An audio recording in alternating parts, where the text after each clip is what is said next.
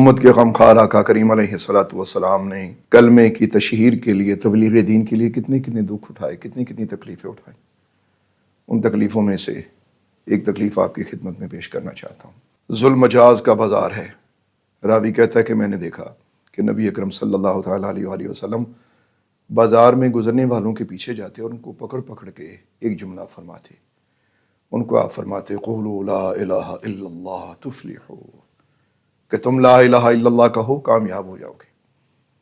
پھر کہتے ہیں میں نے اس سے آگے بڑھ کے دیکھا کہ آپ لوگوں کے گھروں تک تشریف لے جاتے، یہاں تک کہ لوگوں کے دروازے کھٹکھٹاتے اور وہ باہر آتے اور پھر انہیں فرماتے قولوا لا الہ الا اللہ تفلحوا، لا الہ الا اللہ کہہ دو تم فلاح پا جاؤ گے، کامیاب ہو جاؤ گے۔ اور بات یہاں ختم نہیں ہوئی۔ کہتا میں پیچھے پیچھے ایک شخص کو دیکھتا تھا اور وہ دیکھنے میں بھی بھینگا نظر آتا تھا کہ رسول خدا علیہ الصلوۃ والسلام آگے آگے لوگوں کو اللہ کا پیغام دیتے اور وہ پیچھے سے لوگوں کو کہتا یہ جھوٹا ہے، یہ جھوٹ بولتا ہے، اس کی بات مت مانو۔ وہ اپنا کام پیچھے سے کرتا جا رہا ہے اور رسول اکرم علیہ الصلوۃ والسلام اللہ کا پیغام دیتے جا رہے ہیں۔ کہتا دوسرا دن آیا، میں پھر اسی بازار میں آیا، میں نے دیکھا آج پھر نبی اکرم صلی اللہ تعالیٰ علیہ وآلہ وسلم یوں ہی اللہ کا پیغام دے رہے ہیں۔ اور آج تو اس پیچھے بھینگے شخص نے انتہا کر دی۔ اس نے ہاتھ میں مٹی اٹھائی ہوئی ہے، نعوذ باللہ وہ ناپاک جسارت سے رسول اکرم علیہ السلام پہ مٹی پھینکتا اور کہتا او لوگو اس سے بچو، یہ ہمارے معبودوں کو اور ہماری عبادت کو برا کہتا ہے، یہ ٹھیک نہیں ہے۔ میں نے کسی سے پوچھا کہ یہ جو بھینگا شخص ہے یہ ہے کون؟ تو کسی نے کہا کہ اس کا نام ابو لہب ہے اور یہ رسول خدا کا چچا ہے۔ اللہ اکبر! کبھی اپنے آقا کے ان دکھوں کو بیٹھ کے سوچو، اے کلمہ پڑھنے والے رسول خدا کے غلاموں، تمہیں پتہ چلے کہ تمہیں دین اسلام آج پلیٹ میں رکھا ملا، مسلمانوں کے گھر میں پیدا ہوئے، بس ٹھیک ہے، اسلام کے لیے کچھ نہیں ہے، بس اتنا پتہ ہے کہ کھانا پینا سونا اور اپنی زندگی گزارنا اور دنیا سے چلے جانا۔ آؤ اپنے حبیب کریم رؤوف رحیم علیہ الصلوۃ والسلام کے اس تبلیغ دین کے دکھ کا ایک اور ورقہ پڑھو اور محسوس کرو کہ اللہ کے دین کو ہم تک کتنی مشکل سے ہمارے آقا نے پہنچایا۔ دشمن کا ہمیشہ یہ طریقہ کار ہوتا ہے کہ وہ اللہ کی طرف جانے والے کو اپنی طرف لاتا ہے، یعنی شیطان کا نمائندہ بن کے تو اس کو اللہ سے ہٹانے کی کوشش کرتا ہے۔ اب حبیب خدا علیہ الصلوۃ والسلام اللہ کے سب سے بڑے نمائندے، اب ان کے سامنے کون آ سکتا تھا؟ ظاہر تھا اس وقت یہ بڑا نمائندہ ابو لہب سرکار دو عالم علیہ الصلوۃ والسلام کے سامنے بار بار آتا۔ جب اس نے دیکھا کہ آپ مڑنے والے نہیں، پیچھے سے برا کہا، آپ واپس نہیں پلٹے، یہاں تک کہ نعوذ باللہ اس بد باطن نے نبی کریم رؤوف رحیم علیہ السلام پہ مٹی پھینکی۔ اللہ کے حبیب نے اپنا کام پھر نہیں چھوڑا۔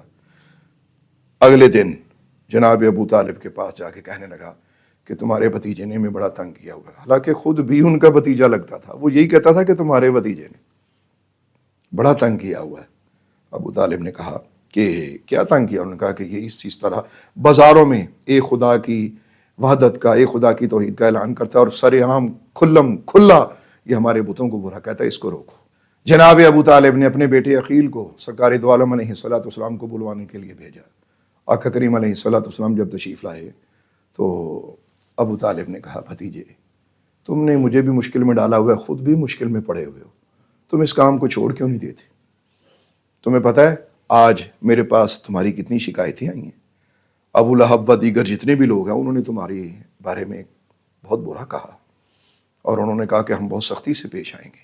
سرکار دو عالم نور مجسم علیہ الصلوۃ والسلام نے ابو طالب کی باتیں بڑے غور سے سماعت کی۔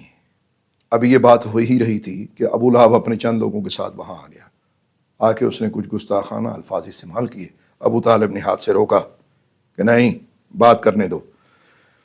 تو سرکار دو عالم علیہ الصلوۃ والسلام نے جب ان کو دیکھا تو اللہ کے محبوب نے آسمان کی طرف ایسے دیکھا، دن کا وقت تھا، سورج کو دیکھتے رہے کچھ دیر اور سر انور کو نیچا کیا، فرمانے لگے اگر تم میں سے کوئی شخص سورج پر جا کر وہاں سے ایک چنگاری لے کر نیچے آ جائے تو میں بھی اپنے کام سے واپس پلٹ آؤں گا، مطلب یہ میں اللہ کی توحید کا جو اعلان ہے یہ چھوڑ دوں گا۔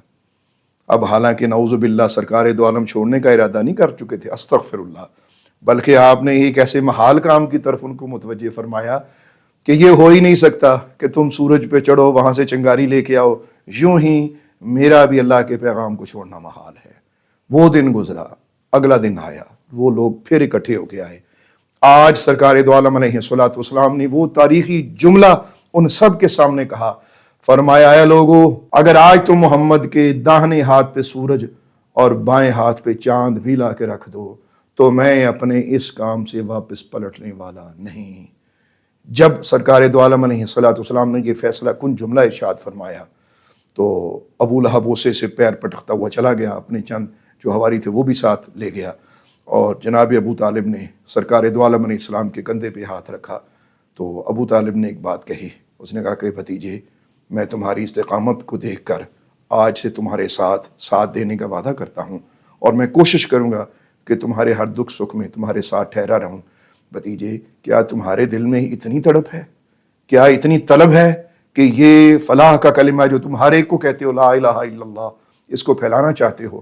تو نبی اکرم علیہ الصلوۃ والسلام نے آج وہ جملہ فرمایا، اور رسول خدا کے غلاموں اگر سن سکتے ہو تو سنو۔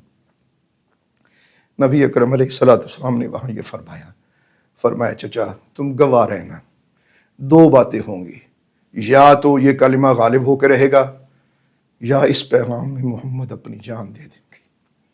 یہ درد ہے میرے اور تمہارے رسول کا اللہ کے دین کے ابلاغ کے لیے۔ آج میں آپ شاید اس سے بے نیاز ہیں، ہمیں نہیں پتا کہ اس اسلام کے لیے، اس کلمے کے لیے اللہ کے حبیب کا درد کیا ہے۔ آؤ اپنے محبوب کے، اپنے رسول کے اس درد کو محسوس کرو اور اللہ کے دین کے ساتھ ہو، اللہ کے دین کو پہچانو، خود اللہ کے دین پہ چلو اور اللہ کے دین کی آواز بلند